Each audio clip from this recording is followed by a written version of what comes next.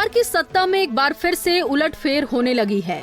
नीतीश कुमार को बीजेपी के साथ लाने की पटकथा 2023 के अक्टूबर महीने से लिखी जा रही है। इसी योजना के तहत जेडीयू के राष्ट्रीय अध्यक्ष पद से लल्लन सिंह को हटाया गया था। बिहार के मुख्यमंत्री नीतीश कुमार 5वीं बार उलटफेर करने के लिए तैयार बैठे हैं। डील फाइनल होते ही नीतीश कुमार अपना इस्तीफा राज्यपाल राजेंद्र आलेरकर को सौंप देंगे, जिसके बाद बीजेपी के साथ मिलकर नई सरकार बनाने की कवायद होगी। गठबंधन की पटकथा लिखने के लिए जेडीयू और बीजेपी हाईकमान की ओर से 7 नेताओं को मोर्चे पर लगाया गया है। इनमें से 4 जेडीयू के और 3 नेता बीजेपी के हैं। इन 7 नेताओं ने बड़ी ही सावधानी से सारी डील फाइनल की है।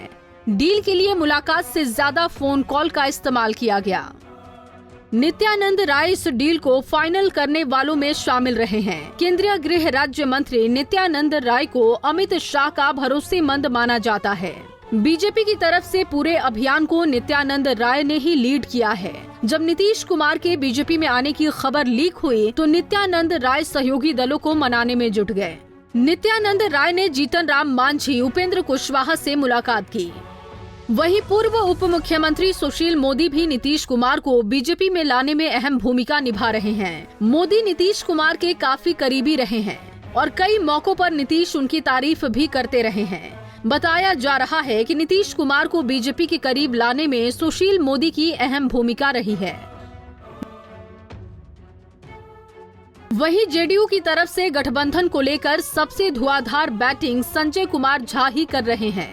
संजय झा नीतीश बाबू के करीबी नेता हैं। नीतीश कुमार के बाद जेडीयू में संजय झा ही एकमात्र नेता हैं जिनके पास संगठन और सरकार दोनों ही जगहों पर पद हैं। 2017 में भी नीतीश कुमार को बीजेपी के साथ लाने में झा ने अहम भूमिका निभाई थी। इस बार भी जब नीतीश के बीजेपी के साथ जाने की बातें सामने आई तो मुख्यमंत्री आवास पर झा को ही पहले बुलाया गया। संजय झा इसी महीने के शुरुआत में दिल्ली गए थे, जहां उन्होंने नीतीश कुमार के बीजेपी के साथ आने की स्क्रिप्ट पर काम किया। वहीं राज्यसभा के उपसभापति हरिवंश ने भी पटकथा लिखने और उसे अमली जामा पहनाने में मुख्य भूमिका निभाई है। हरिवंश को नीतीश कुमार का करीबी माना जाता है।